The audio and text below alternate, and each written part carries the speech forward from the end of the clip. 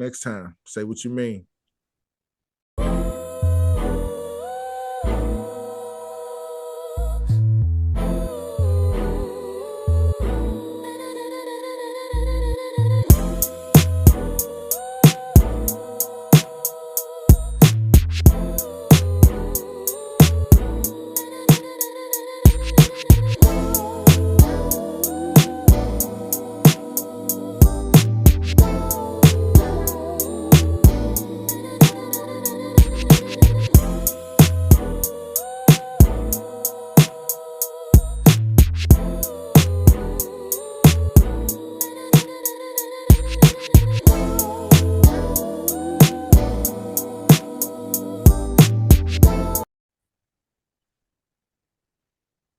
All right, y'all. Thank you. Welcome back to Swim, where we don't read between the lines. We are the lines. Say what you mean and mean what you say. Just want to thank everybody right off, all the subscribers. Thank you for liking and sharing. Back with my man Spoon, Q, Kenzie. Got a special guest we'll introduce a little later on. Just want to go over a couple of things. It's still 31 days and 31 miles for the Swim Spring Break Challenge. I don't see a lot of people signed up. Spoon's already done as an overachiever as he is. I got like 3 miles to go, so I'm gonna tackle that after the show. And then we only got 2 more people signed up. So remember, you just need the Nike Run app. Q, Kenzie, I need to get on there. And then just sign up, look for the Swim Spring Break Challenge, and it'll get you all connected with us. Today's show, we're going to hit a lot of different things. We're going to talk about sports. We're going to talk about basketball, March Madness. We're going to talk about NBA stuff, and we also want to hit on some current events. But as veterans, we have a lot going on in our lives, afterwards the military service. And I just want to mention that, my man Spoon, he just got blessed with a new job. And what I want to ask you is, since you're a retired vet, how do you cope with juggling like a new job, this podcast we just got started, and then like family time? Like, what do you do for you? I just be honest. What's up, world? How y'all doing? For me, this is all new because when I walked away from the government job, I was done. I considered myself done. I was retired. I was good where I was at. I think I made some pretty good choices in my youth. But man, it's hard getting back out there. I will be honest. There's a lot of stuff that I feel that I lost. I forgot. I wasn't remaining up on stuff because I literally walked away and that was it. Mm-hmm. Uh, Getting back into the workforce is different, especially when you have considered yourself being done with it. It has some nuances that I wasn't used to anymore, especially getting into a new realm of what I'm doing. Uh, I'll say when I was in the government agency, it was it was simple. It was simple work. It wasn't. It didn't take a lot of thought process for everything. This is opening me up and having me do a lot of new things, and it's challenging. So for me, we do the walk. I walk 3 miles a day. I work out, try to get in shape. I'm eating healthier. Also, I'm trying to learn more. I'm back to reading like I used to read. I was just telling the wife I'm about to start getting up and going to the libraries again, just to get out of the house, to go get back into it. I'm Yeah. starting to take this the AI challenge to learn how to use AI better and just getting involved in things like that. But as far as juggling, man, it's just something you have to commit the time to. You have to have. We don't always have the time, but we have to make the time. And I think that's what I'm learning all over again is figuring out ways to make the time to juggle all of these different aspects of my life right now. Good, good. Q, Kenzie, y'all wanna touch on that real quick? Y'all got anything that y'all do to cope with juggling after being retired? Yeah, I go for me, it's a challenge because I build homes. I'm an entrepreneur. I make my schedule. It sounds real good and sexy, all that. But the challenge is when you leave structure, how do you implement structure in your life? And so that's a challenge for me. It was built in that I went to PT from 7:30 to 9:30 and do these things here. Monday, Wednesday, Friday. We had squadron PT. Those are regimented. Those are you can build back from that. And so Hmm. you can find yourself lost. And so it's a lot more challenging when you have an abundance of time, so to speak, to really begin to put those constraints in. And so I lost myself a little bit in fitness wise and some other things. So really me going to the gym, getting back in the gym, we're doing the fast, that helps. Finding a community of people who are understanding your challenges. But I think working out has been good for me, but really being dedicated to a time. But it's more challenging to hold yourself accountable than when you knew you had Squadron PT Monday, Wednesday, and Friday. So those things and building in those things in there. And actually, my wife has been, I would say the last piece would be getting an accountability partner. And as it pertains to fitness, my wife has been my Hmm. accountability partner. Hmm. For me, man, I'm in the DMV area, man, and I retired. My wife, she also retired. She works downtown DC, so she catches that train, and I'm here in the area working NSA area, right? Hmm. So I'm responsible for the kids, getting the kids to and from, because she got to jump on that train to and from, man. And funny story, man, like as crazy as it may sound, man, I ended up staying in shape because of my vainness, man. I bought all these expensive clothes, getting the civilian workforce, man. And listen, tell you, I I missed love it. that uniform. I mean, I I'm serious love though. it. Y'all know what I mean? Like Yeah. uniform, boots, man. I ain't gotta think about nothing, man. Yeah. I'm For tell you, sure. man. You buy a couple of those Louis Vuitton sweaters, man. You can't wear them. That's a real ego ship right there, man. So you know what I'm saying? I'm like, for me, man. I was like, hey, man, if I bought it, I'm gonna get my money's worth, man. So Hell you know yeah. what I'm saying? So Hey, for me, that was a big thing, man. I got to be able to wear. This ain't like, man, buying no blouse, no for the And this is missus, why I go to TJ Maxx. huh? So I don't have those issues. I understand that, but hey, Q, hey, tell them, Jay, I'm in the DMV, Hey man. man, They're yeah, not playing. we They're stay not fresh playing. over there. We stay fresh over Listen, there. man, you have to live. You have to whoa, really have to live here to understand it. They're no, they're no, not no. playing. Y'all have this completely wrong. Now, Who? it don't matter where Q lives. He could never dress. Oh, Okay. okay. That's where you He, was going. that It was don't never matter. his forte. He was never GQ. Okay. Oh They no. left the G off of his name. It's I just thought it Q. was straight Q. It's just Q. Yeah, yeah, yeah. That's But Oh awesome. man. that is Listen. a great point. Having that regimented schedule is Q thought of, and having someone to be accountable with you, and as well as what Kenzie was saying. I ain't gonna lie, man. I started buying smaller clothes to fit into them. I'm like, I ain't buying no more 2X shirts. Nah. I'm going 1X and below. Yep. Yep. You know what I'm saying? So And work that's your way part. That's into it. yeah. Work my way into. I It donated works though. That boxes of works. clothes, bro. I got rid of my whole closet. Just gave away. I'm like, I'm never wearing these clothes again. Never. That's how I started. I'm never Yep. wearing this again.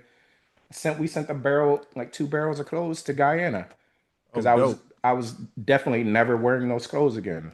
And that's how Wow. I started. Yeah. Awesome. Yeah. Let's Awesome. Definitely keep your toes, man. Like wasting Uh-huh. that money, It G. does. You put that shirt on and it's a little too Yep. snug. Yeah. It's time to get back out there. For Hey, sure. listen, my motto, I was yesterday, we had a thing for my motto is I got calves and belly. It's a unique combination, but I do it well. That's called hood. That's called hood weight. Yeah, Nah. he out here looking like one of them worms from Men in Black. Yeah.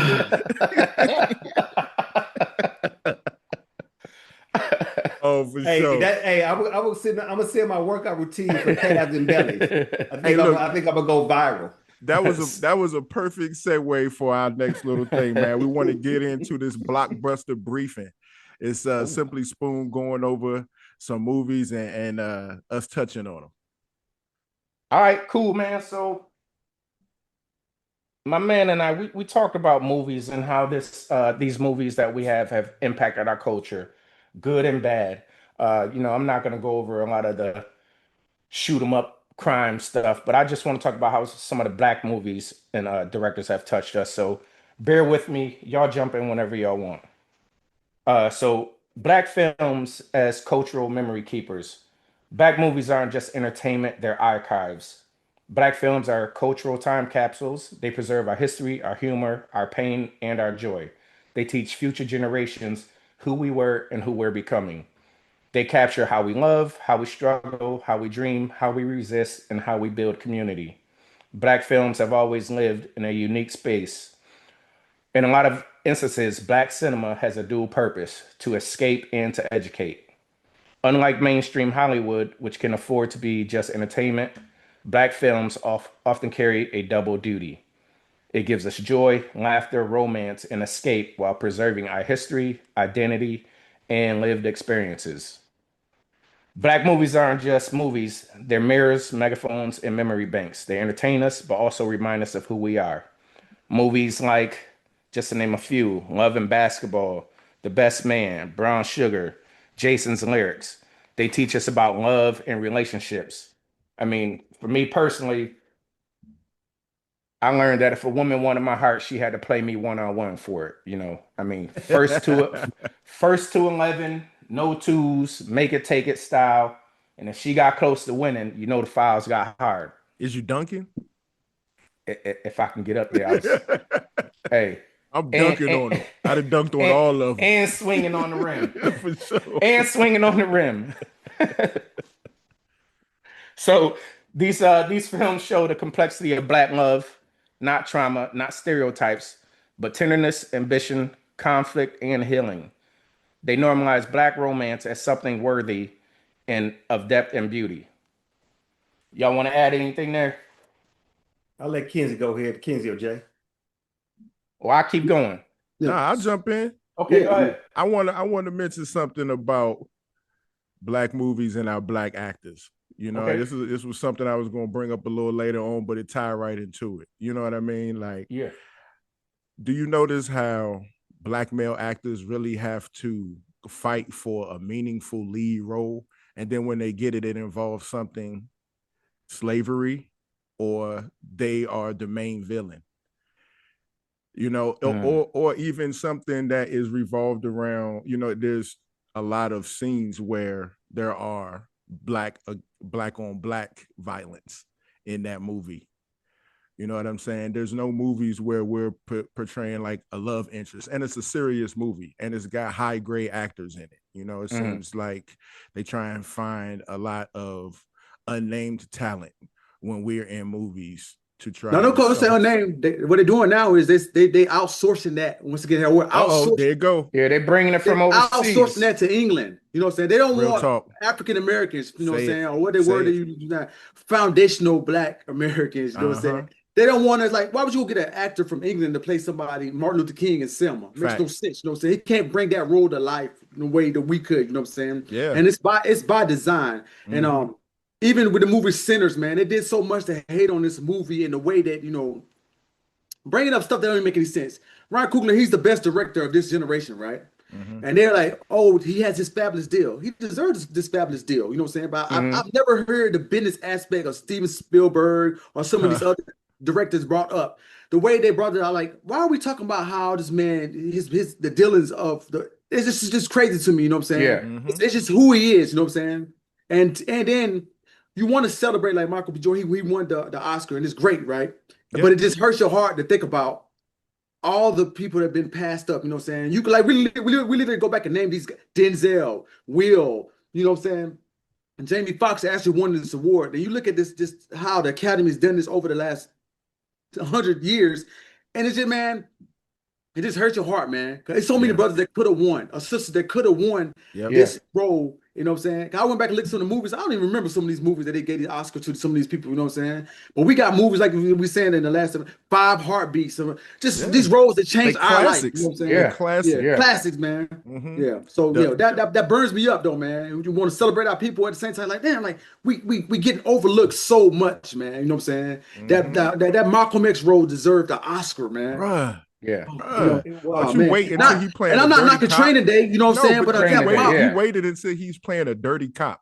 Man, what are we doing here? The part is gangster. You know what I'm saying? So that part we respect because of how well Denzel played that part. But the right. fact of the matter is, he played an even better role. He played 3 versions of Malcolm X. You know what I'm 3 saying? versions of Malcolm X. These are all different points in his life where he changed somehow to come out to That's be good. Malcolm X, and they Yes. did not credit him for that. And that's Yeah. exactly what Kinsey is talking about. Absolutely. Yeah, I y'all think they hitting on did a that lot of too. stuff that I plan to talk about too. So go ahead. Yeah, I Keep it think they up. did. If I'm not mistaken, I think he actually got it for Hurricane. The Hurricane was nowhere near. I think Denzel Oh, got the it. boxing No, movie. he got it for They, No, Training Day. no, he got it for He Training got Day. for Training he Day. got it for No, he Training got He an Day. should Oscar have for got it Training for Day. Hurricane as well, though. He That got was it a from damn good Hurricane. movie. Hurricane, I believe, was first. In Hurricane, and when you look at Oscar, or are you Denzel's talking about he got a? I think he got the what's called for Hurricane. He got the Golden Globe, not the not Oscar. Golden He Globe. got the Golden Globes for Hurricane. He got something, but it was Yeah. nowhere near that. So, real quick, I want to bring my son in, Quentin. Quentin, he's a big movie buff. He actually went to school for that. And so, what's some of the stuff that you think is relevant in or the thing with Michael B. Jordan on Sinners? What's some of your take, Mr. Quarles? Yeah, first of all, I want to say thank you guys for having me on here, and having these good conversations that need to be had, frankly. Welcome. Um, Welcome, I'd brother. say for me, you know, obviously I have a little bit of a different perspective than you guys, being a little bit younger or a lot of it younger when it comes to my dad. But Back. yeah, just throwing that out there. But looking at Okay. this, at some of Mr. Spoon's movies and stuff like that. Not all of them I've seen personally, but I will say, like, for me, movies really shape who you are as a person. I believe movies are that strong.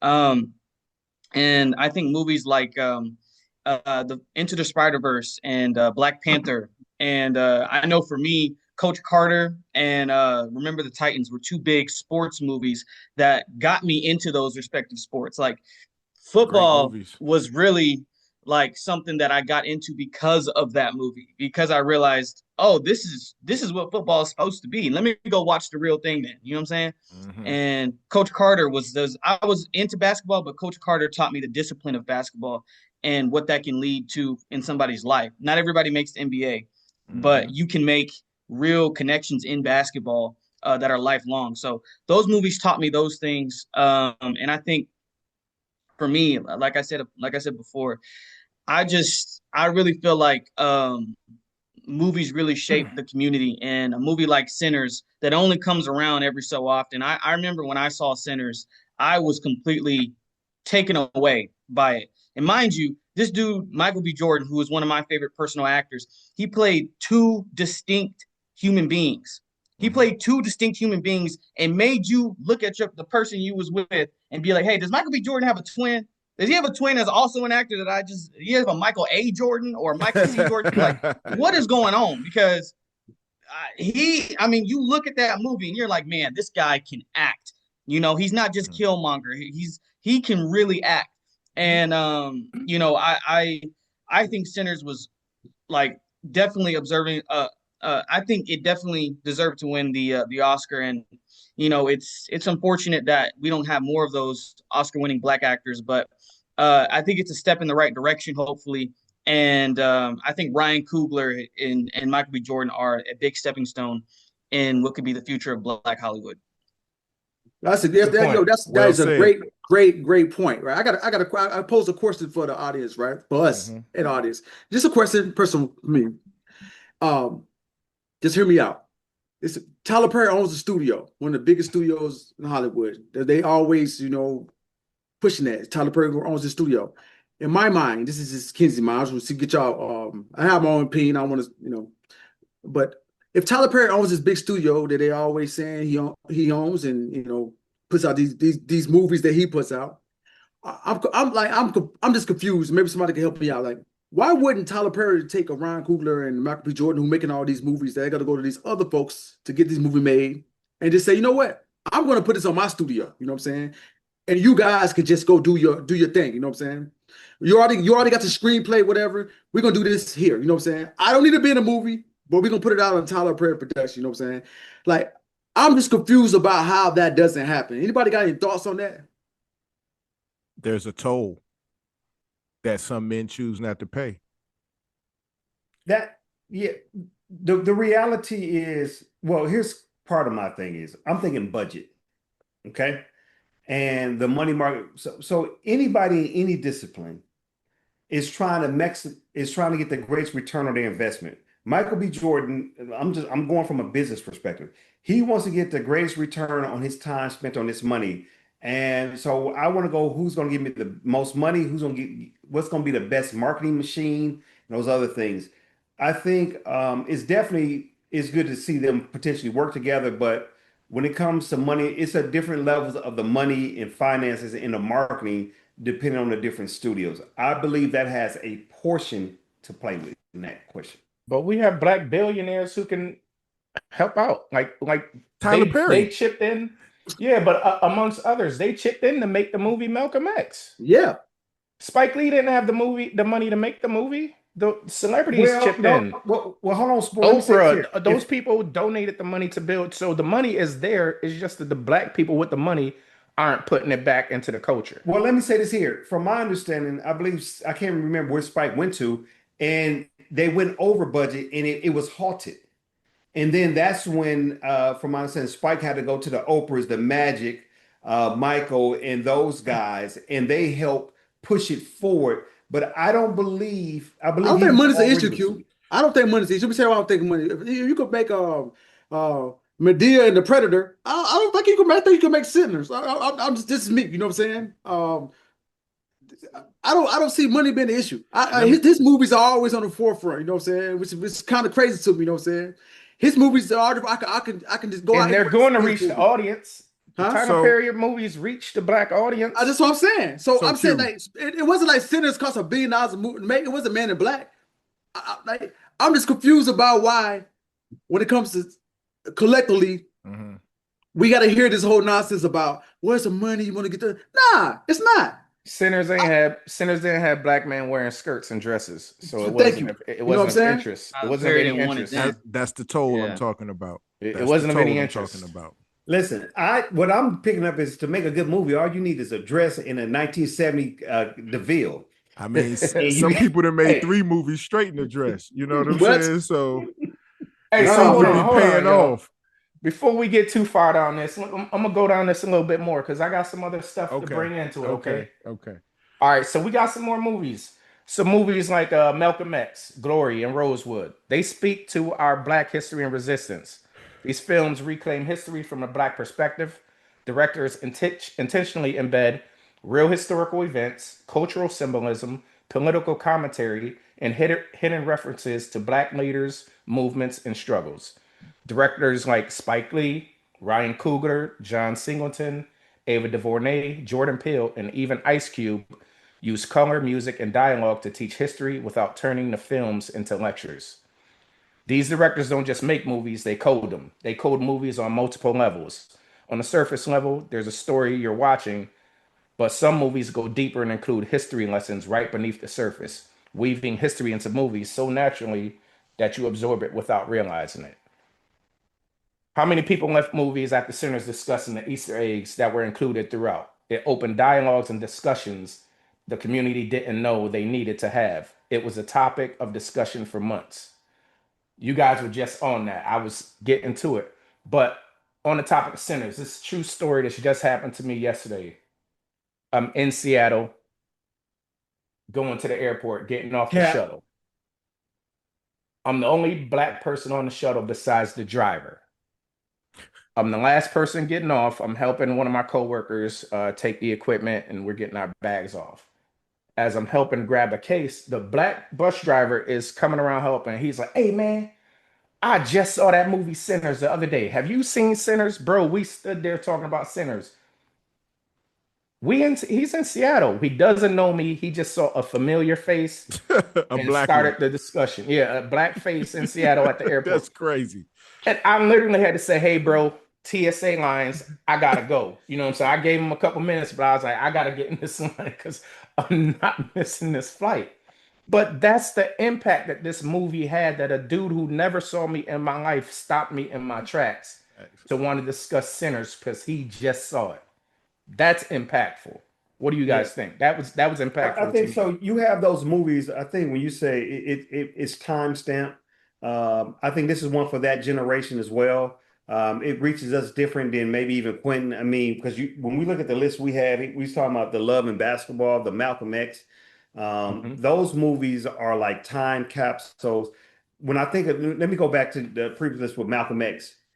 The thing that I remember about Malcolm X, it was kind of it was a blackness movement going on, a return to blackness and black culture, and even hip hop. You had prevalent MCs like Chuck D, the Conscience guys. You had the KRS-One, who is Spoon favorite rapper, who's he's okay. And then you had like X Clan. You had these brothers that was talking about that, and we're also Yo, where did you learn these groups from? what do you Man, mean? I Why was did I just use it from? Hey man, let him cook, Spoon. Let him Kenzie, cook. you've been teaching him some hip hop. Go ahead, you go ahead. I'm had sorry. to. Go Hey, ahead, go let ahead, him go cook. ahead. Let These him cook. dudes are Let him from the cook. heart Just of the because somebody Bronx. don't They from like the the heart of Wu the is Bronx. Where did you get X Clan from? He first said of all, Hey, X-Men. is he, that the he, sign? he been waiting to drop that line for the last 10 Man, years, I'm man. about And to Let him then say, cook. Go ahead. I'm what's the sorry, career? brother. I'm sorry, brother. Go ahead. Finish it right, up. No, but you to had the the conscious east. guys like Chuck. I don't know why they think I'm in this little hole in Milwaukee, but you had the conscious rappers, the conscious hip Sissy. hop. The you know what, man?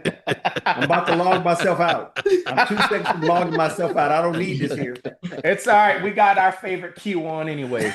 Right. Yeah. Yeah, but you those things there in that Malcolm X, we really what we've heard, I think part of it too is a culture. We're looking for leaders, looking for someone to emerge. So this Malcolm X kind of came back, and I'm telling you, I can remember that a lot of schools let out or history, whatever they took. Everyone went to the theater, and I believe Malcolm X is three. I think it's 3 plus or right around 3 hours. And you Mhm. stayed and you were captivated. That first half, it was just Malcolm X in cinematography,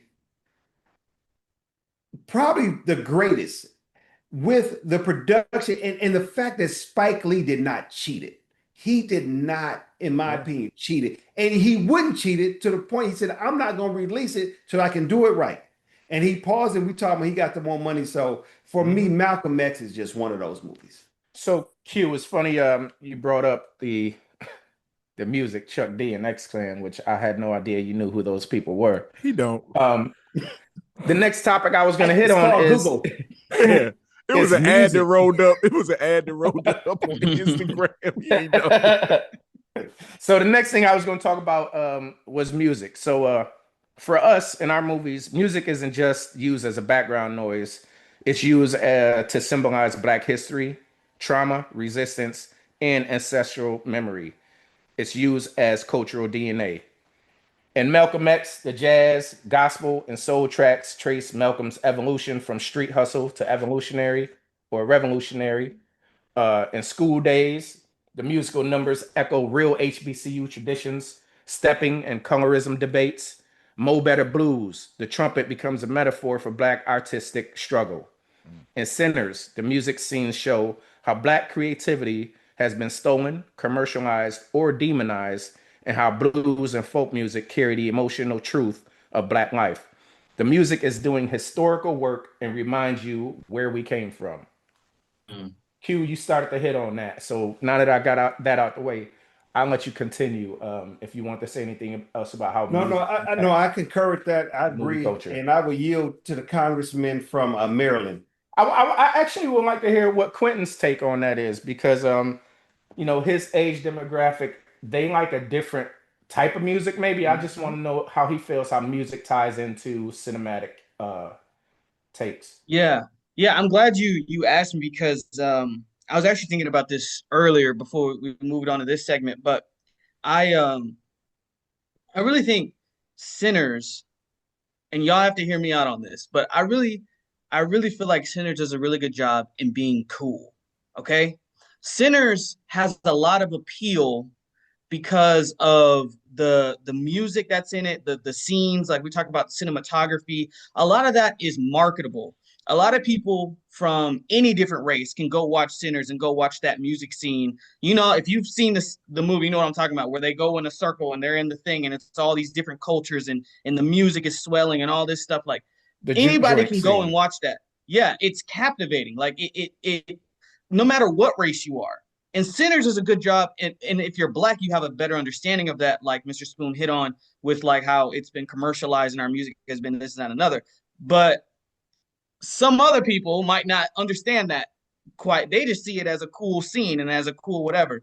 So you talk about like Sinners hits on multiple different fronts because it not only hits for black people specifically and the emotional things that we've gone through as a culture and portray that beautifully on screen, but also it's just entertaining and the music is good music. It's genuinely good music. It has great artists in that movie. So I think a lot of new age black movies because the reality is not everybody is going to take like a Martin Luther King movie again or another Malcolm X movie and not, people aren't going to watch that like sometimes because it's like well we've already had that we want to move past that the talking points and all that. But Sinners was able to take some of the struggle that we've had and put that into a movie and make it entertaining for all types of audience. So I feel like when more directors like Ryan Coogler, because there's another Ryan Coogler out there that's watching Ryan Coogler movies right now, and he can take that and be like, hey, I see what he's doing here. He's not doing the traditional like black slave movies, whatever. He's doing something a little cooler with that. It's more marketable. All right, bet I'm gonna write this script right quick. You know what I'm saying? Like there's somebody out there that's for people my age to be able to build off of. Like what I said, like that building block is so important. And so, yeah, I think when it comes to music, the cinematography, and the scenes, Sinners is one of the most marketable movies. Not even black movies. I'm saying marketable movies of all time, and that's just my stance on that. Listening to Quentin talk about Sinners makes me want to go watch it for like the fifth time now. Yeah, you know what I'm saying? Do that. I might Do I it might six throw times. that on after the basketball games this weekend. So where Quentin was going when he talked about making a young director, seeing Ryan Coogler and giving him something to work towards. The next topic I want to hit on was dialogue. The dialogue we get from these movies. Um, Dialogue and social commentary, is sharp, layered, and intentional in a lot of our movies. Our movies call out things like colorism. It exposes political hypocrisy, challenges Black identity. It critiques institutions. It celebrates Black pride by wrapping these messages into humor, tension, and everyday language, so it never feels preachy. It also done in an environment where these conversations actually exist within our community, like a barbershop debate, a family discussion or argument, a college dorm conversation, even conversations we've had throughout the military, or for instance in Sinners, conversations that happen in the juke joint where you feel like it's a safe environment. This is our place, right? um what do you guys think about that? It's some of these movies have so much dialogue and so many lines in it that it's meant for the culture. It's said, but we know some of the people in the audience don't get it, but we get it. We get those moments of dialogue that are meant specifically for us. We don't have to dive into it, but some dialogue is really just written for us to understand and capture for our own audience. Some scenes as well. Yeah, some scenes as I, well. I Even don't think it's the written. I don't think it's written. I think it's just the integrity. You know what I'm saying? Like, listen, all of us brothers, we from different parts of the country, right? I just think the dialogue that you're speaking of, I don't really think it's intentionally written. I just think it's just the integrity of what we are. Like, we all our experiences are very same. We from different parts of the country. Even, like, let's take the military for example. We all have the same experience. You know what I'm saying? I can tell you something happened to me, like, oh, that happened to me too. You know what I'm saying? You know why? Because that's the integrity. You know what I'm saying? Like, you speaking of that dialogue in the movie. So like I said earlier, lived experiences. Lived experience, man. Like Black people, we have a lived experience, and other people don't get it. It's like Quentin was saying about that scene. That scene, some people it's just a musical scene. It ain't for us. You know what I'm saying? Exactly. It's not for us. That's why it's so captivating. Not exactly. It's with that and that integrity that's in it. You know what I'm saying? And it's like he was saying. We talk about the scene, but like I mentioned earlier, how our music was taken from us. Like that was also a premise of the movie, how they were trying to steal. Still done, yeah. Steal our artistry. Yeah, it's all music is Black music. I had this debate with some cats in the barbershop about this one time. I know something of rock and roll, that's ours. Jazz, ours. You know what I'm saying? anything it started with us, you know what I'm saying? Then it was commercial, it was stolen and commercialized, you know what I'm saying? But it's what music they didn't start with us. They found a way to sell it. Just found a way to sell it. That's it. You know what I'm saying? Anybody else want to hit on that? All right, so I'll move on. So we're gonna end it right here, right? So our movies don't always have to be serious because entertainment matters too. Funny movies matter to the culture too, although they are made to primarily entertain.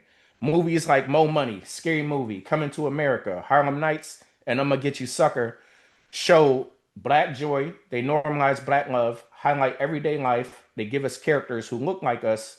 They let us laugh, cry, and escape without trauma. And that's important because for decades, Hollywood only showed slavery, poverty, crime, and pain. Entertainment centered black films are a form of cultural healing. You walk away knowing the politics of HBCUs, the legacies of Malcolm X, the impact of gentrification, the weight of police brutality, the complexity of black identity. And you learn it through style, humor, music, visual symbolism. That's why these films hit different. And that's not just about movies, they're cultural textbooks disguised as entertainment. And that's what I have on black movies and culture. I agree. I like that. Well spoken. Man, this is the type of thing that I love when we get together, y'all. Like, just this camaraderie and black men sitting down, being able to talk. We got a young black man with us today, so this is a great time for us to get into sports and start some arguments about whose teams suck and whose don't. And we do that in Q's Corner. Q, take it off, man. All right, welcome to Q's Corner. Man, I feel so good that I'm not from the South, a place that has Carolina in it, a place that has North in it. And it's a good thing to be from Milwaukee. Well, it's not that great. Wisconsin do as well, but let's get right into the March Madness. Okay, let's go to March Madness. It is, listen here, I am leading in both brackets. Okay. What bracket? That is not true. Talk about? That is not true. I only got 2 games wrong on that first day. Yeah, no. Where's my mute button so I can mute y'all? Listen, you can't. Call me Herman McCain. I don't have the facts to back this up, but I'm leaving it. Let's go with percentages. Let's go with percentages. Yeah. Listen, no need for real math here. We know we cannot fact check them. I already put my disclaimer. Okay, I'm all energy. Do not fact check me, but I believe I'm winning. My son has a personal one that we have in the house, and I believe he might actually. Are you beating me? Yes. Son? I know. Yes, I'm winning that one, which is, I don't know why you said you were winning at all. You've not led at all. The first round is not over. But let me get right into the NCAA. The first round actually is over. It is over. Yeah. No, son. No, he thought he had a practice. It's over. No, he thought he had a practice round. They already in the Sweet 16. Yeah. All right. So first of all, it's been some great games. It was a great game last night. I mean, there's great games all around. We got a couple upsets. Some of the key upsets of the brackets. Tonight, Sunday, this evening will conclude the Sweet 16 round. We had games today, but some of the upsets was TCU beat Ohio State. That was an upset. High Point beat my Badgers. Maybe some money on that game. Very good game. What'd you say, Jay? Made me some money on that game. Yeah, that was a surprise. And then there was another team called VCU. They beat a team called UNC. Now, maybe it's the University of Northern Connecticut, or let's move on. I know, right? He said, "Oh, move on." So y'all know. So y'all know. High Point beating Wisconsin's the worst. Worse so than y'all that. know. And Spoon is Carolina fans. So y'all know. That's why they hate. Hey, help me with this here, Jay. Go ahead. Or Quentin. I believe Carolina had a 19-point lead. Man, come on. And they blew it. That's called That's choking. pretty horrible, right? That's called choking. They didn't blow it, man. It was horrible coaching, man. Listen, man, it happens, man. No, bro. We will rectify this because we are Carolina. You know what I'm saying? We've been down, but we're not out. You know what I'm saying? Just remember that. Man. We take our licks. We take our licks. You actually are out, though. Yeah, This is, out I would this say, year, this but that's next year maybe. under, Next year. understandable. You know what I'm saying? I'm not Look at even gonna say. Spoonface. I'm not even gonna say nothing. I just Kenzie, you're can not we taking your and licks. listen. Can we Taking just Hey. get the same referees that Duke always gets? Exactly, man. That's all I No, want. Can they we should have get been the Duke upset. referees are from referees? Durham. Y'all's referees are from Greenville. Yeah. That's the difference. Yeah. You can't have they refs. Like God. Yeah. Damn. Okay. So let me talk to you on the women's side. Women's side has not as many upsets. The only really upsets they had on the women's side, some great games too, is number 10 beat number 10 Virginia beat number 7 Georgia. That's upset. They got some nines beating some eights. I don't know how much of an upset that is. Nah, Um, not They from upset. different conferences. You already Yeah. know. Yeah, that's You not upset. playing better competition in one conference and you a 9. It's not really you know what I mean? Yeah, I mean, it's not much. Now, we got to give a big shout out to our bro Shay Robinson in the Louisville women's team. They're number 3. They still alive. They beat Vermont 72-52. The next game is Monday. They're hosting number 6 Alabama there. So please watch the Louisville women. One of our good friends is a coach on that staff. They're doing great things. Hey, congrats, Okay. Shay. Good luck, boy. Yeah. Good luck, man. We Y'all watching. doing good We things. watching. All right, so let's get on to. Hold on. Can I ask you a question? Go ahead, Before you Mr. move on? Spoon. So I was working and I didn't get to see it. Who watched the Kentucky game with the 2 buzzer beaters at the end of the game that took the overtime? I saw just it. gotta hear how I saw that. it. I saw Okay. it. Yeah. How was that? Was that Crazy. game? That was the closest thing to NCAA, you know what I'm saying, to make that feeling, you know what I'm saying? Yeah. The game was insane, man, live, you know what I'm saying? It don't even seem like the game, that shots didn't even seem possible, you know what I'm saying? Either one of those shots to take it to overtime, that you know, that's what, you know what I'm saying? That's the feeling that you watch the NCAA tournament, and you know, that's a moment for history. Take it back to our March Madness conversation. They kind of brought that childhood happiness out again. Yeah. I was so mad I missed that game when I saw that made me like, dang it. I wish I was glued to the TV, but yes, sir. I was busy working during that one. But I'm glad y'all who got to see it because that's what the tournament is about. That's gonna be that was moments like probably gonna be the moment of the tournament, to be honest. Yeah. Well, and the shot that the guy from Vanderbilt missed. That's gonna be one of the moments. Yeah, absolutely. Yeah, even though that one didn't go in, that was, oh my goodness. That might have been the greatest shot. If he hit that shot, that might have been the greatest shot in college. Because where he shot him, that thing came out. That thing was in and came out. Yeah, so I think that was good. Hey, can we take a second to say something about Darius Acuff Jr.? Come on. Yo, I was waiting for it. Dude is a problem, man. Go ahead and give us our predictions. He is a problem, man. Go ahead, speak on it, young Quentin. Man, I'm gonna tell you, man. Darius Acuff, if you didn't know, now you know. Man, okay, for sure. Darius Acuff. For sure. I'm gonna say this, and this shouldn't be a hot take. I didn't know. To anyone who watches basketball, college basketball this year, Darius Acuff is a better scorer than Darian Peterson. I'm sorry. He is a better pure scorer than Darian Peterson. If you watched that game last night and you walk away, you watch both of them play, and both of them had good games, except one team collapsed. But if you watch both of those games, you can see that Darius Acuff has a knack for scoring. Like, he's just a guy who you can ride the whole game. Peterson can come in certain spot minutes, and he'll get you 23, he'll get you 25, whatever. But there'll be lulls in his game. There's lulls. He kind of lull you to sleep like James Harden before he blow past you. But I feel like Acuff, he is on attack mode the entire game. I like the fact that he has a little bit bigger size too. He can get to where he wants. A lot of that is more translatable into the NBA anyway. GMs look for size and look for that body like Anthony Edwards or Shea, you know, big hands. Like they look for that guy, right? Mm-hmm. And so I think Darius Acuff is really helping his draft stock. Right now, I believe he's projected to be number 4 or 5. But I'm just letting y'all know he ain't gonna go above Peterson, unfortunately, because of the NBA media and stuff like that. But y'all gonna see this. This He might. I was gonna say, man, if he I can agree get his with team to everything the Quentin elite, is saying. if he Matter can of get to fact, the Elite Eight, man, he might. It's that's what I'm gonna saying. jump. come on. I agree. I agree with Quentin said. But hey, Quentin, you wasn't in the chat, but I advise those brothers on this call, to go back and look at that chat. You It did. was a young Negro Diamonds that said, "Hey man, y'all better play to keep for Arkansas."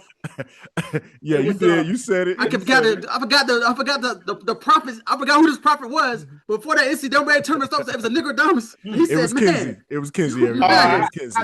I deleted the chat. I just yeah. yes sir."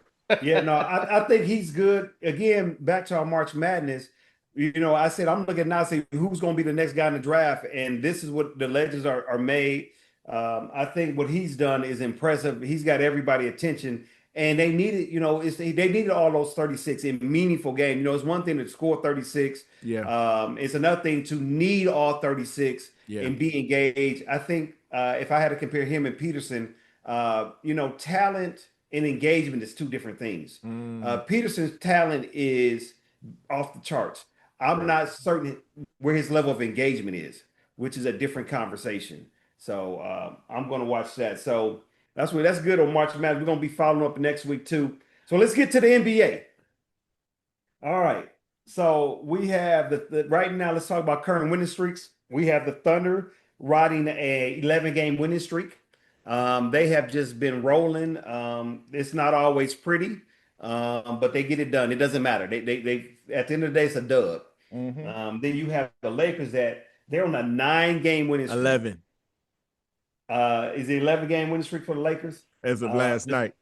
Yeah. Okay. And the Spurs on a 5-game, but they're 9 and 1 in their last 10.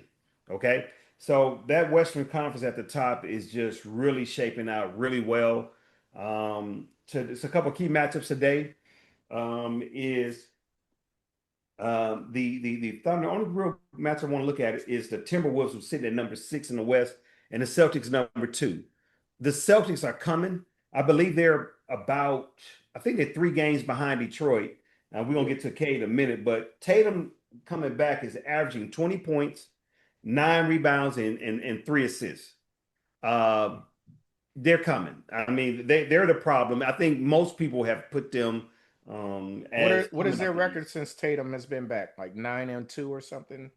I should know that. But I think I know they're on the plus side. I think it's something. Yeah, it's a big plus. Yeah, it's been. They've been on the plus side before Tatum came back. They're number 2 in the league. No. But I mean, they didn't lose anything with him. You know what I'm saying? He didn't take any time to have to get back in shape, and then they lost something. They didn't lose a step. And they always had great chemistry. Their chemistry has already been, that chemistry for that team has been set at least 4 or 5 years. So he knew his role. They knew how to come in and out. And so I'm looking at also, I want to quickly go to talk about Cade for a second. And you guys heard about the collapsed lung that they expect him to be out for 2 weeks. I want to get your guys' thoughts on what does this injury mean for Detroit? Far as are they going to survive? What is the long-term implications with this here? What does this do to their seeding? Because we're right on the cusp of playoffs. So give me your take on how you think this is going to affect Detroit. I mean, he's their engine. We talked about this a couple of weeks ago. Cade is what makes that machine run. He's the point guard. You know what I'm saying? He's the big body. He's the scorer. He is the end of the game situation guy. The rest of those guys, even if I believe they got 2 other point guards on the bench, Marcus Sasser and then one other guy, but they're both 6'1" and 6'3" respectively. You know what I'm saying? They're not Cade. They're not going to be able to fill that void. I think they're going to take a hit, honestly, man. I don't know what the rest of their schedule is looking like. That would help. But just going off the way the East is shaping up and the way it's coming down, they might slide to 3rd at the very least in my expectations. I think that's fair. All right. Anybody else? Not the same team. I don't think they have a chance. I think even a team of lower seed has a chance to overtake them without Cade. Yeah, I agree with that. You ain't got nothing. I feel like Detroit was never, even with Cade, I never really was fearful of Detroit or believing that they could really make a huge run into the finals or anything like that. I just believe that the brand of basketball that they play doesn't bode well in the playoffs. When you heavily rely on one person like that, and you're hoping to make a deep playoff run with his workload, I don't think that's a recipe for success, to be honest with you.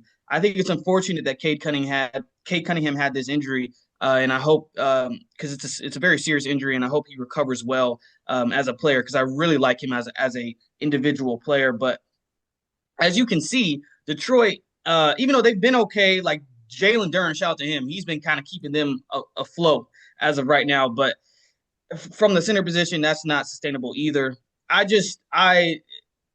unfortunately, Detroit is not built like some of these other teams. We saw Boston without Tatum. You know, we've seen the Cleveland Cavaliers add James Harden. We'll see how he does in the playoffs, but add some of these other players like Schroeder and other playoff key people. We've seen the Knicks always there in the mix in the playoffs. The for lack of a better word, Detroit is cooked. You know, they without K, they are doing nothing in the playoffs this year.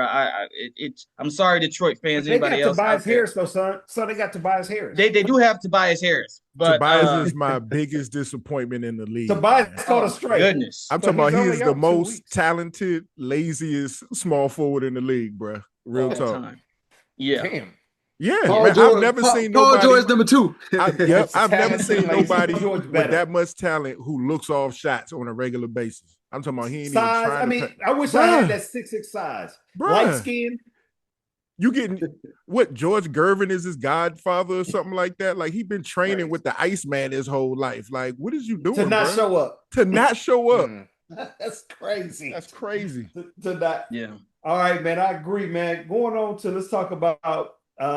We got to come back and double back. I have to give props where props is due. Where's this going? The Lakers.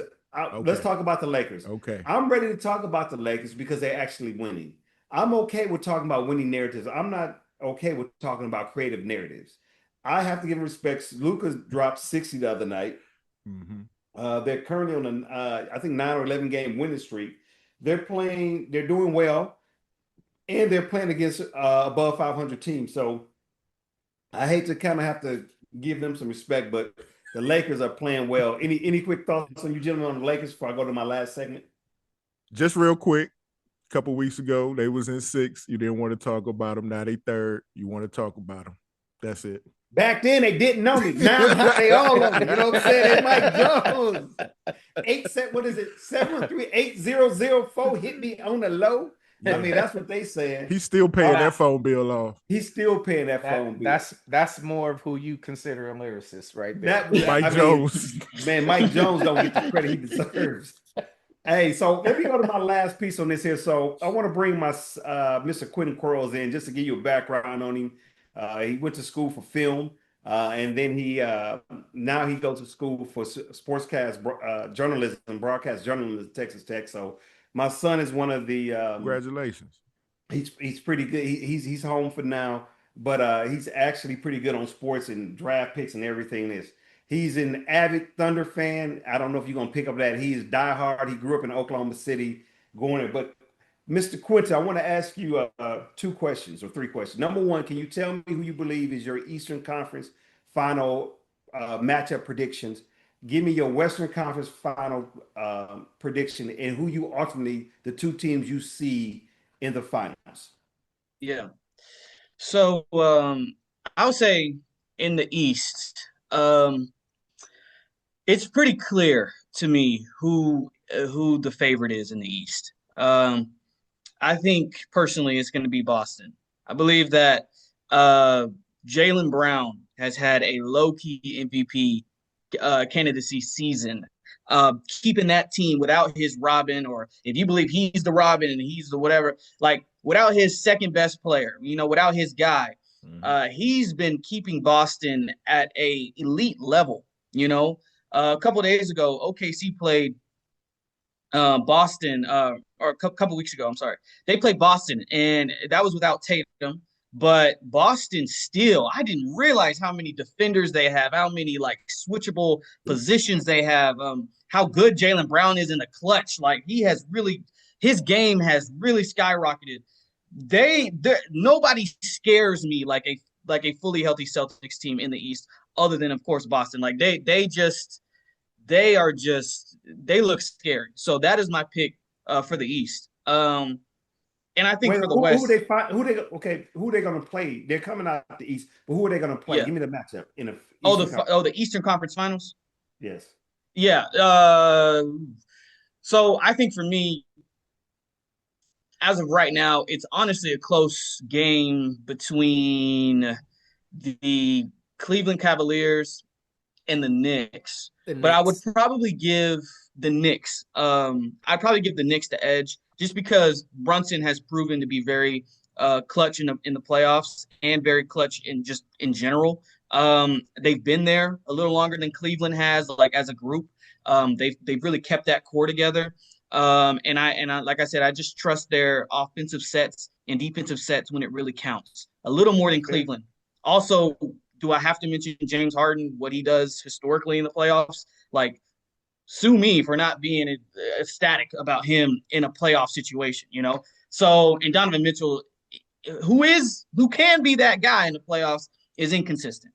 So, I trust the Knicks and Celtics. That's my Eastern Conference playoff All prediction right. there. Good. Good. Hey, go to West. And so for the West, I would say to me, this is I know we hit on the Lakers a little earlier. We can talk about them in the offseason. The Western Conference Finals is Thunder versus Spurs. Okay, let's just yeah, we can talk about LeBron's destination and all that and how he's going back to Cleveland. We'll do all that in the offseason. I So agree. the Thunder and the Spurs are uniquely built, honestly, to contend with each other. If you guys really look at the way that these rosters are built and the way that they play basketball on the offensive end and the defensive end, these two teams are at the top for a reason because nobody else plays like they do. Nobody else has the personnel to match up with what they got going on. The way that the Thunder and the Spurs can get hot from three and then choke the life out of you on the defensive end because they have generational defenders on both sides of the ball or on both teams. And they have, well, one of them has a generational offensive score as of right now. We don't know what Wemby is going to be, but I just believe that this is the easiest question you could ask me. This is 1+1. You know, Thunder and Spurs Western Conference Finals.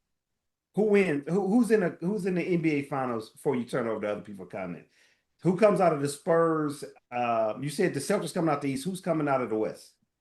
Yeah, so this is another 1+1 question, but I'll say it's 2+2 because it's a little harder of a game. But I'm gonna still say Thunder in 7. I believe this is all due respect to the Spurs because right now the team that I'm currently rooting for and that I like he alluded to that I have been loving since I was born is the current NBA champions, has the current Finals MVP and League MVP, and is most likely, if you guys want to check your metrics, to win MVP again.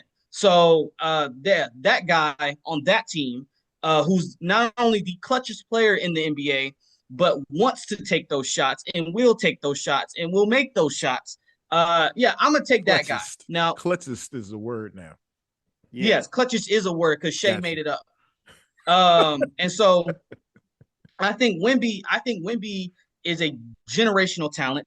Let's not sugarcoat that. We've never seen anything like that. I can't tell you anybody that even really reminds me of Wemby just because it's an anomaly. And that's going to be something that I think the Thunder are going to struggle with, just trying to contain him. But the Thunder also added a shooter in Jared McCain, who has came in and really, really, really fit in very perfect. Jared McCain is averaging like 14 points for the Thunder this year. Jared McCain is the Thunder's what, 9th, 10th guy off the bench. Who's the 9th, 10th guy for San Antonio? Who's the 10th dude on San Antonio? And why is he not averaging 14 points on ridiculous 50% 3-point shooting? Why is he not doing that? But anyway, I digress. So I believe, like I said earlier, the So Thunder you are, believe in the Thunder? Am I picking this up correctly? yes, yeah. I think if you want to bet on a winner, bet on OKC. They did it last year. They'll do it again this year, barring any injuries, of course. And also, my last point in that is the Thunder have not seen a fully healthy squad this entire year. They haven't. As of currently right now, there's never been a game where all of their players have played. The Spurs have been relatively healthy this year. I know Wemby struggled with some health stuff in the beginning, but as of this last stretch, Wemby has been healthy. Castle has been healthy. Their main guys have been there. And the Thunder haven't had their second best player, the guy that dropped 40 points in a playoff game and swung that series for the Thunder.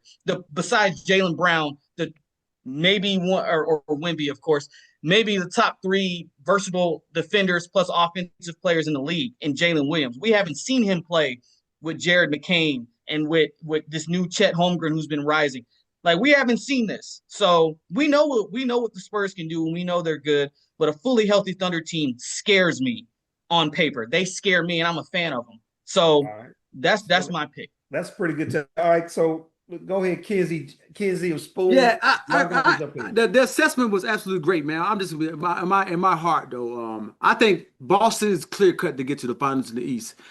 I don't care what you Thunder and Spurs fans say, man. I just watching basketball. I don't think that for 1 second that you can count Denver, or I don't even think you count even Minnesota and being in the mix on the West.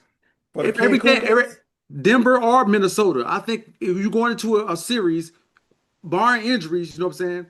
I'm not 100% sure that Thunder can roll it all the way through. I'm not even sure San Antonio can. It looks good on paper, but the game ain't played on paper.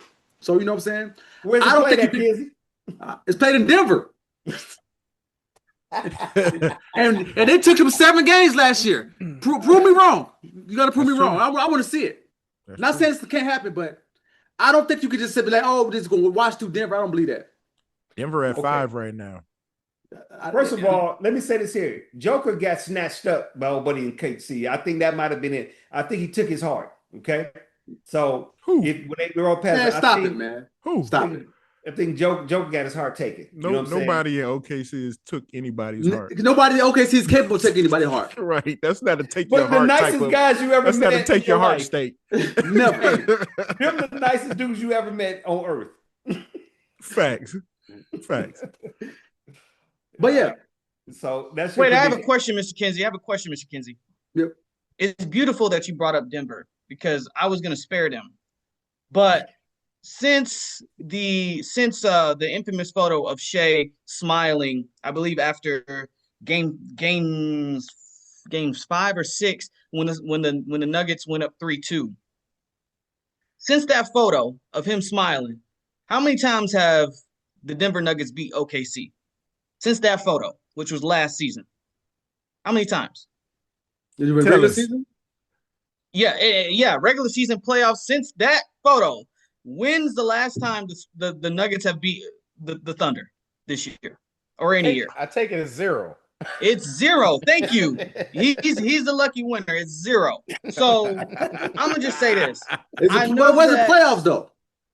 Even in the playoffs, ever since that game, because I believe my memory serves me right, the Thunder won that series in 7 games. The last 2 games, I believe, and never looked back. Yep, they never looked back after that time. And my dad alluded to it. He did snatch his chain. I'm sorry. He snatched his trophy. He snatched his MVP. He snatched everything. Okay, so Jokic was there. Shea's here now. So I'm just letting you know that I personally believe that this whole Denver narrative is absurd to me. Denver just lost to the Grizzlies a couple days ago. They struggling to get Aaron Gordon back and all that. We moved past them. Okay, we are onto. We could talk about the Lakers before we talk about Denver this year. Hold on. Let me interject for a sec. Okay, I have been on Denver Lakers for the last couple years. Let me say this here. In my opinion, because I still believe they got a heck of a chance. Denver is the only threat, in my opinion, to OKC and Spurs final. But this, in my opinion, is their last year. I've been probably last 4. This is Denver's last year for me to say that. I would not be surprised if it's Denver and OKC or Denver and San Antonio. But I want to say again, this is my last year rolling with Denver. I have a question. Who do you think is the biggest threat for the Spurs? Like, if you're the Spurs, who do you not want to see? Forget the Thunder. That's Western Conference Finals. But on your way to that, who do you not want to see in the playoffs? Well, the Spurs haven't done anything. I don't like where you're talking is like we're talking like I don't think OKC is a dynasty type team. Personally, I don't think the Spurs are a dynasty type team. You know what I'm saying? Not saying they can't win, but I don't see dynasty. You know what I'm saying? Where it's like, okay, let's go ahead and just we're gonna wipe the slate clean. It's not a foregone conclusion to me that either one of those teams are going to be in the finals. So Well, I think let me say this here. Right now, the Suns are at 7. So that's who they would play first. And then after that, they would play whoever wins the 3-6 matchup, which is the Lakers and the Timberwolves. So those are the 3 teams San Antonio would see potentially on their way to the championship. Jay, I appreciate. I think I think that was a good point. I think that I appreciate your commentary, Quentin, on that. And it's good discussion on that. I think it's going to be very interesting how this all plays out. But that's our little take on the sports piece. Hold on, can I ask a question about the sports piece? Go ahead, Mr. Spoon. So I was watching the Illinois game, and those big European dudes they balling. Now my question is, I think this is what the NBA is looking for. This is what Donald Davis Sterling been wanting for years. Okay, to get a European league, and they got a team full of big old boys from Poland and Czechoslovakia, wherever they are from. Yeah, I think this is about to be the new recruiting strategy. I think don't let OKC get Stojakovic. Send them to college. You mean? Yeah, that whole team. Yeah, they're gonna be bringing them to college, and then they're gonna be funneled straight into the NBA. So we're gonna get to see them more because a lot of guys we don't see them until draft night. Yeah, we get some tape delayed video. Yeah, they look good, man. I can't disagree with that because you could be 36 playing in college now. So yeah. But see now you're going into a zone to where it's not on equal footing. You bring in guys who've been playing against men and putting them in school with 17 and 18-year-old freshmen and sophomores. How long? But it's like we discussed a couple weeks ago. They have a different pipeline. Well, then you can't. Yeah, but you can't bring your pipelines. You can't bring your pipeline people into our system, and it works.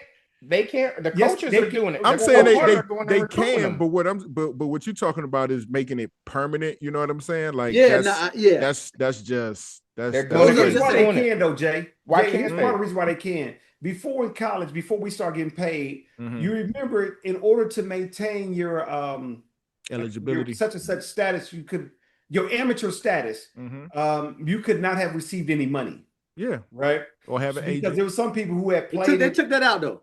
No, my point is, so since they took that's my whole point. Before this NIL, if I played in some tournament and I made $600 as I wanted, that $600 could make me lose my eligibility. But now that we can pay these kids, we can pay these athletes in college.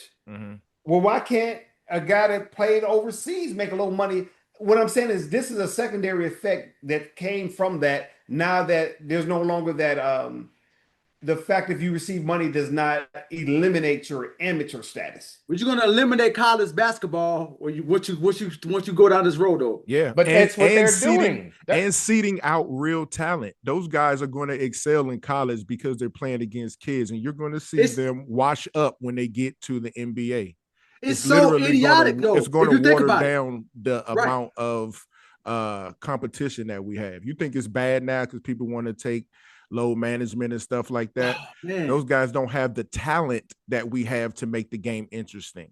You can throw ones and twos on each team. To have a full team of Europeans in the NBA, that team is going to get washed up.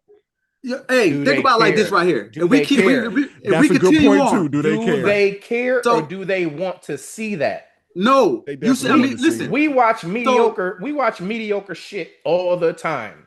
But here's the problem, though, Spoon. Here's the problem. We go down this slippery slope, right? Eventually, we could do it now because it's right. But check this out, right? You're talking about bringing grown-ass adult men and playing professional basketball overseas, put them into that pipeline. You could do that, right? But it doesn't bode well for our system in the States. You know what I'm saying? We ranking kids as low as the 4th grade, talking about the number 1 4th grade and all that. If they don't care about high school kids, how the hell? What's the point of doing any of that? They don't care about it. You just said it. They don't care. I know, but what you're effectively killing your pipeline though. Not the NBA isn't. They're gonna make money regardless. They care about selling jerseys out there just as much as they care about selling them here. Yeah, but you're not selling a bunch of Jokic jerseys. I'm Like, not you know what I'm arguing for saying? it or against it. Yeah. I'm asking based on No, but watching the hold on. They're team looking and for saying market shares they've too. built the entire team Mhm. around these guys and they're playing good. That's all I'm saying is this going to be the next college Now I want to recruitment watch thing it. I that got you. we're I just I got going to haven't go seen overseas and pull these and big just dudes who bring them play into fundamental college. basketball That's and bring them into crazy. Yeah, man. college? That's Is it. that Yeah. going So to I be hate the Spoon, that. next I trend? hate that. so Spoon, what you're submitting is they may do like a European Fab Five. They Exactly. are. Yeah. They are. Yeah, kind That's of like what that's what how it looks like, bro. That's what it They looks got like. okay. Stojakovic's and Ivachicks and all. Yo, the Shoot that whole bitch. team, bro, and they Yeah, shoot a yeah, team full of all big the niggas bitches. shooting threes, playing in the paint. They Yeah. look good. I was watching like, who are these guys? I didn't see Illinois play until Yo, now, this is and something we they gotta look watch. good. This is something we need to watch and come back to. That's a very good take. That I was just like, I think this is maybe the new other trend. teams are gonna do this. They've been saying they've been going over there for years recruiting these Yep. guys. Mhm. Yep. Yeah. All right. All right. All good Appreciate it, gentlemen. Good discussion. Yeah, all good conversation, fellas. All good conversation. Real quick, we're going to jump into Kenzie's Crunch, talk about some current event things going on. Go ahead, Kenzie, what you got for us this week? Man, listen, let's start out by saying this right here so we can just get right into it, right? Stuff on a couple of things to spare some time, right? Mm-hmm. And based off that last segment, life is like a basketball game too, man. If we be honest, you know what I'm saying? If the game is going good, meaning your life, you know what I'm saying? It's you and your life, right? You know what I'm saying? You versus your life, you know what I'm saying? The life that you're given, right? And you up. If you up, everything is good, right? You know what I'm saying? But you wait a little while, and there's that game. The score changed, right? Mm-hmm. Your health. It's a three-pointer, you know what I'm saying? The score can get switched on you. Issues with the spouse, the score can get switched on you, you know what I'm saying? A death of a loved one, that the score can get switched on you, you know what I'm saying? You got to find a way to get back into the game, you know what I'm saying? I think that for me and living this life, man, the goal of life is, you know what I'm saying, is to keep the score low and score more points than life, you know what I'm saying? Because life is gonna balance you and battle you. And I say that as a kind of like analogy that was going on in the current events, like over there in Iran, man. Like we've been up, you know what I'm saying? I said we as the United States right now. You're thinking, the game of life is not meant to be won all the time. Life is going to win some, right? And that's kind of how I'm looking at this thing with Iran, man. They thinking, according to the president, we're gonna go in here. This thing will be over in a couple of days, and we get back to normal. Nah, it's not. It's not going to go that way. Life is forever changed. You know what I'm saying? We have these moments in that you could see that changes things. 9/11 is one of those moments that changes everything. I don't think people are really grasping this moment that we're having right now in the Middle East is going to change everything, man. We're sitting there, our barrels of oil anywhere between $56 and $64. We looking at possible summer where the barrel oil could be up to $200 a barrel, you know what I'm saying? Yep. And Iran is interjecting something into the game that they wasn't expecting. They expected just go in there and just roll them over. They're like, nah, we're not having that, right? So Iran is saying you could come to the Strait of Hormuz, but you want to pay us. But America and Israel friends and coalition, they can't come through there. You know what I'm saying? And they're thinking this could be up to this pay to come through there up to $2 trillion a year easily for them to make a profit on coming through that 21-mile passes right there.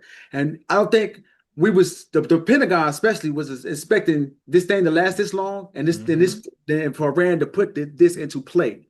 And I think that if you look at these, Spoon hit on it earlier. I was in the airport looking at the TSA line, like, man, I got to get through this line. You know what I'm saying? Yep. That thought process.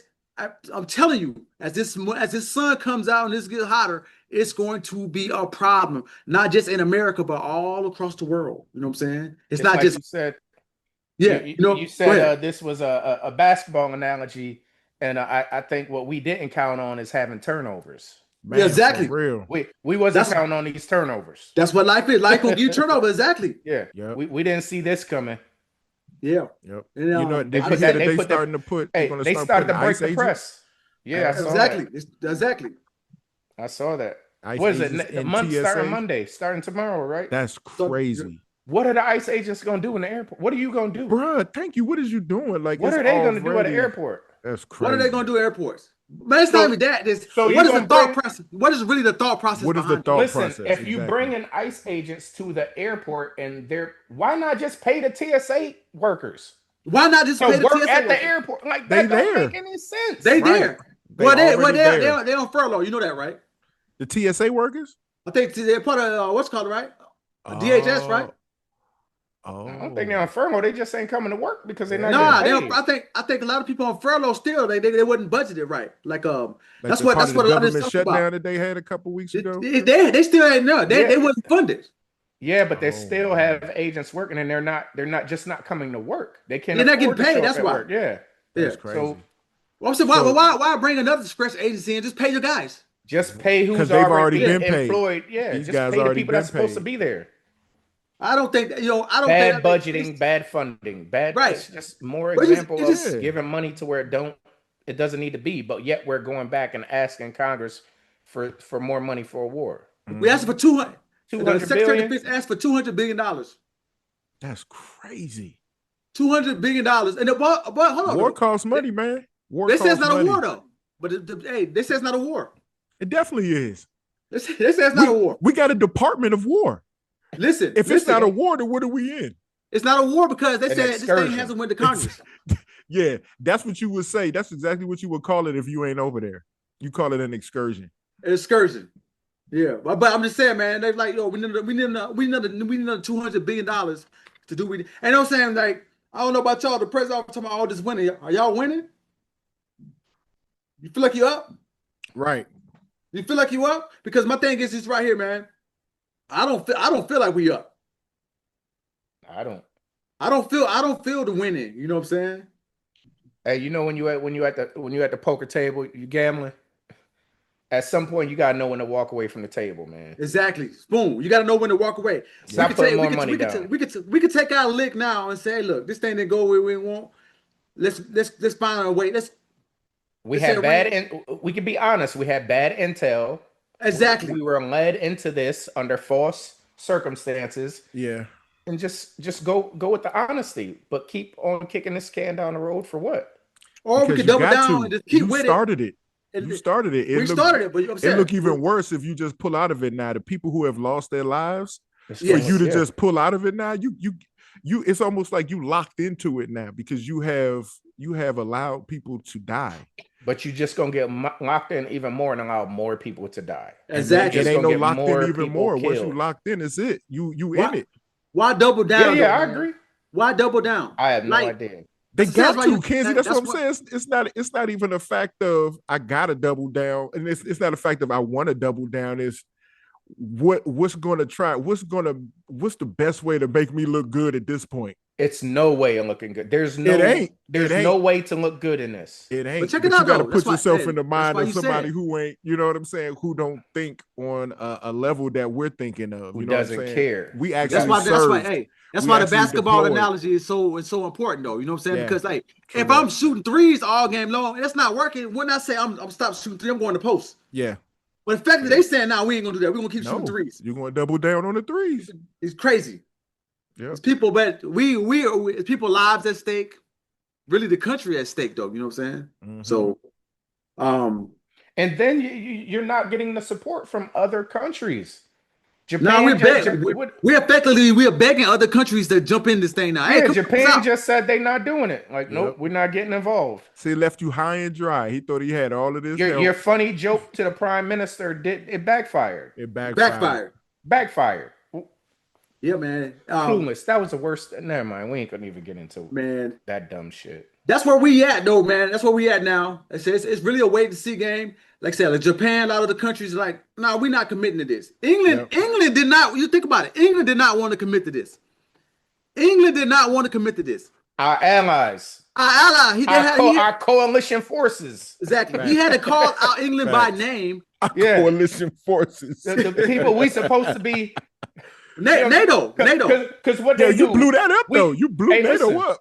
Yeah. we the ones that go in with all the big forces and they send a sprinkle of help. Nah, they like that shit. We ain't even got no help for y'all. Y'all got this all on your own. We Yep. don't want to be involved because You we want started our it. oil. You started it. We want our oil, so y'all got it. Playing childhood games with a child, man. For sure. Hey, the last thing I want to just make mention that we had on the schedule, man. Just look real quick, man. But I think it was and this a little change of topic, but you know what I'm saying, all on my corner, man. But I think we should just hit on it a little bit, right? Yeah. It was very telling to see the unfortunate reports that come out about our brother Odell Beckham and the bankruptcy, I was man. just gonna say something. It was, man, it was, yeah, man. Very unfortunate, but it was very telling that past interview he had gave when he was on, I think, of the Pivot, and he was talking about, man, I don't know, it's impossible to live with $100 million, generational wealth. You know what I'm saying? And that was a statement that for most of us, like, it just sounds so crazy. You know what I'm saying? And one personally, I believe that statement to be crazy. I definitely think you can build generational wealth with dollars. You know what I'm saying? I don't think you could build a generational wealth with $100 million and you buying 15,000 Louis Vuitton shoes. Exactly. Like, they're going out of style. You got a house in Miami, a house in Los Angeles, a house in New York, and you got Lamborghinis. You flying and, Instagram models out and paying them 30,000 to Dubai. Yep. Like, you blowing that money. They leave that part out and cover it under living expenses. Absolutely. No, be real and say what the fuck you spending your money on. Thank you. Tell what you spend your money on. You know what I'm saying? Invested. You could have opened businesses. You could have did the same thing that people like LeBron James. Bro, you had a one-handed catch to start your career off. You could have invested in your own glove with Nike. Like, the possibilities are man, come on, bro. Yeah, man. There's no telling what he could have did with that money. Personal accountability, man. You know what I'm saying? You know what I'm saying? Boy, if I had $1 million above what I'm making now, boy, y'all think I was Bill Gates. Hey, you have a lot more Louis Vuitton sweaters, son. You know what I'm saying? You know what I'm saying?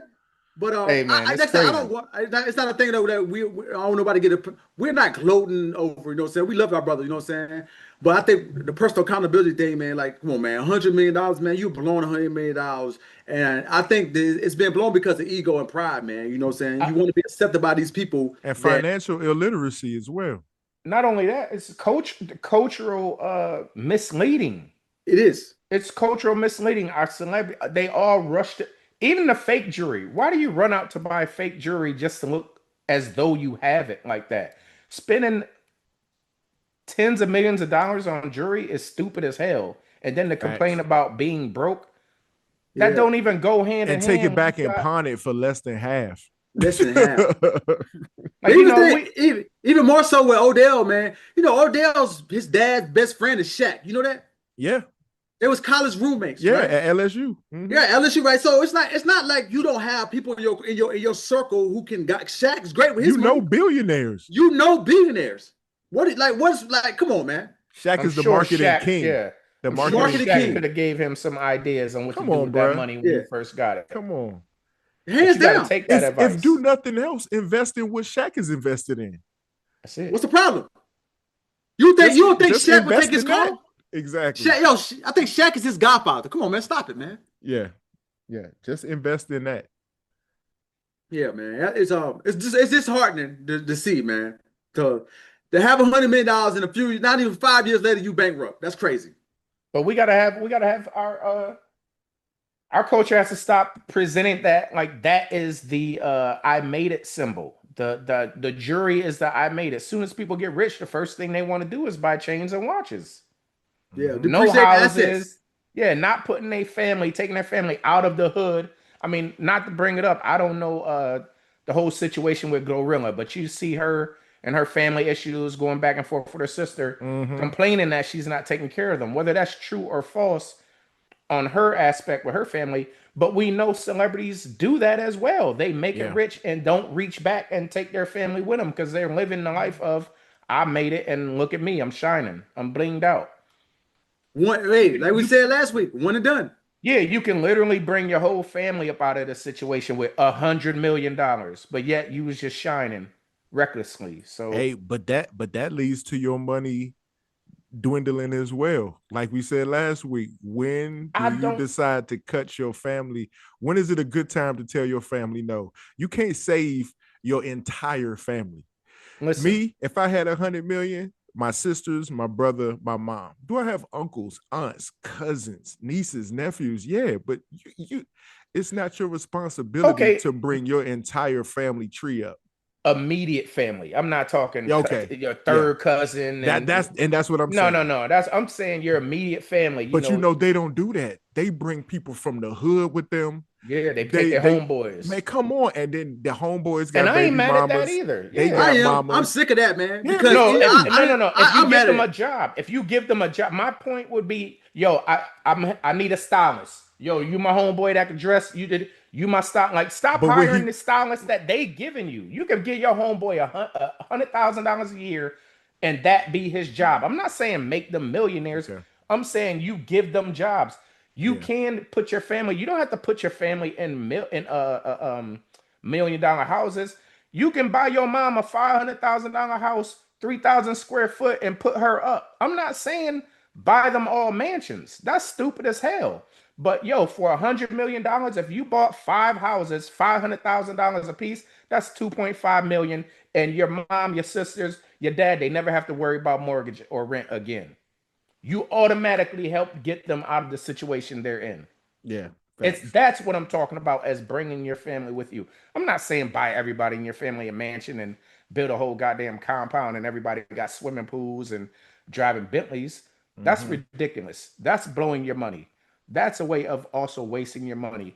But you can smartly get your family out of the situation they're in by spending your money wisely and helping them out of the hood. Because personally, if I got it, I'm not going back to the hood. I don't care what they did, what the hell the rappers say. I Right. don't want to be back in the hood. Ever. I, I'm good. I'm gonna take the people I want out of the hood with me, and then y'all can have it. I That's agree. just my take on that. That comes from what I was saying on that financial literacy. Mm-hmm. We don't have it. When athletes, when entertainers, man, maybe not entertainers so much, but definitely athletes. I think that money and that experience is so quick.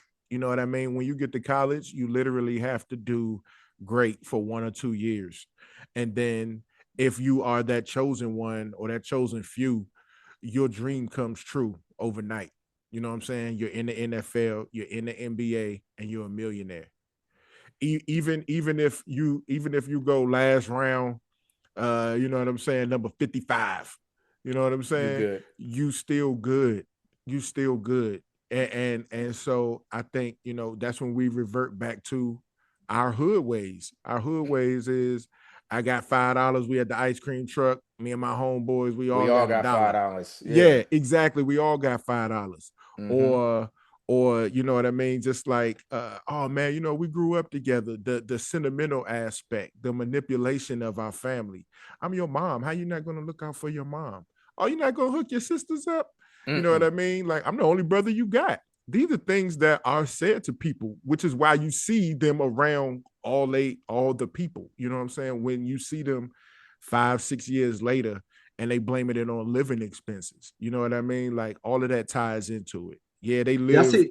Yeah, they didn't That's manage their money on their own stuff, but they also trying to take care of everybody. but that's because they try to make everybody else live like they made it too. Mm-hmm. Yeah. We not all millionaires. I'm the millionaire. I took Facts. care of you in this aspect.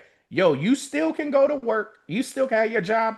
I'm just taking you up out of the hood and putting you in a nice house. I'm gonna give you. Mm-hmm. You don't have that bill anymore. Now, Mm-hmm. whatever you run up is on you because your financials should still be the same. Minus if I just bought you a house and got you out the projects, Mm-hmm. you still making the same money, right? You still Yep. have the same thing going on. I just got you up out of the projects and I paid for a house for you.